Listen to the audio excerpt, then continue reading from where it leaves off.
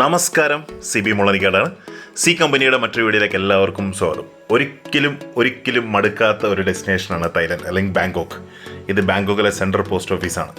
ഇവിടെ ഏറ്റവും കൂടുതൽ ആശ്രയിക്കുന്നത് നമ്മുടെ ഓല പോലെയുള്ളൊരു ചെയിൻ സർവീസ് ഉണ്ട് ഇവിടെ, അതായത് ടാക്സി സർവീസ് ഉണ്ട്. പക്ഷേ ഞങ്ങളിപ്പോൾ സ്ഥിരം പോയി ഇവിടുത്തെ ബസ്സിൻ്റെ ടൈമിങ്ങും ബസ്സിൻ്റെ കാര്യങ്ങളും ഒക്കെ പഠിച്ച് ബസ്സിലാണ് കൂടുതൽ യാത്ര. വളരെ ചീപ്പാണ്. നമ്മുടെ നാട്ടിലൊരു 20 രൂപയൊക്കെ കൊടുത്തു കഴിഞ്ഞാൽ 5-6 കിലോമീറ്ററൊക്കെ ഉള്ളൊരു റൈഡിന് 20-25 രൂപയുടെ ആവശ്യമേ ഉള്ളൂ.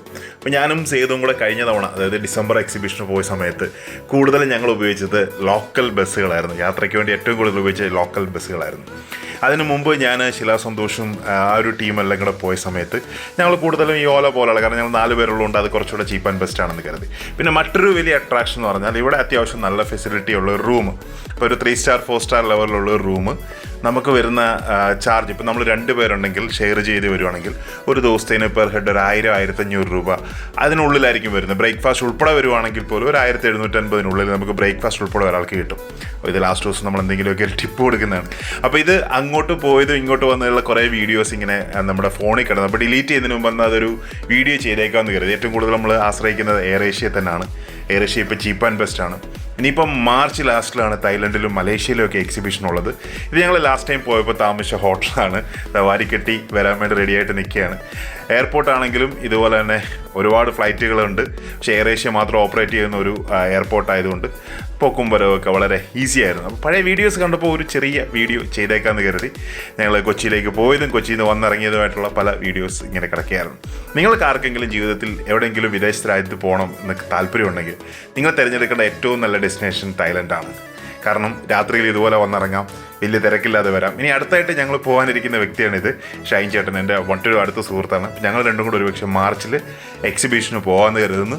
ഇത് കഴിഞ്ഞ തവണ അവിടെ പോയപ്പോൾ ഉള്ള മാർക്കറ്റിലെ കുറച്ച് കാര്യങ്ങളാണ്. അതൊരു ക്രിസ്മസ് ടൈമിലാണ് പോയത്. അപ്പോൾ അവിടെ കംപ്ലീറ്റ് അവിടെ ഒരു ചൈന മാർക്കറ്റ് ഉണ്ട്, ചൈന ടൗൺ എന്ന് പറഞ്ഞ്. ഈ ചൈന ടൗൺ കംപ്ലീറ്റ് സീസൺ അനുസരിച്ച് അവിടുത്തെ സാധനങ്ങൾ മാറിക്കൊണ്ടിരിക്കും. ഞങ്ങൾ ഇത്തവണ ഇന്ന് ക്രിസ്മസ് ടൈം ആയതുകൊണ്ട് കൂടുതലും ക്രിസ്മസ് റിലേറ്റഡ് ആയിട്ടുള്ള സാധനങ്ങളായിരുന്നു.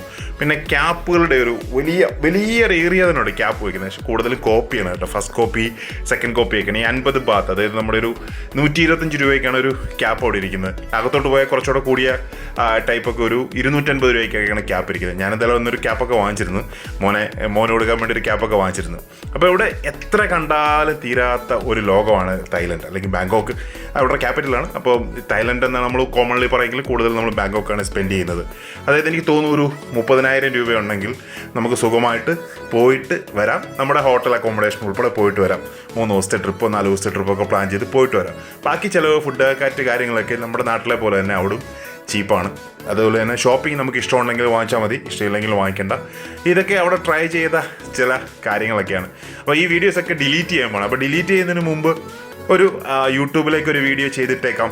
അവരുടെ വളരെ ഫേമസ് ആയിട്ടുള്ളൊരു ഫുഡാണ് കേട്ടോ, സ്റ്റിക്കി മാംഗോ റൈസ്. ഇത് താമസിച്ച ഹോട്ടലിലെ ഫെസിലിറ്റീസൊക്കെ അത്യാവശ്യം നല്ല ഒരു വലിയ ഹോട്ടലായിരുന്നു.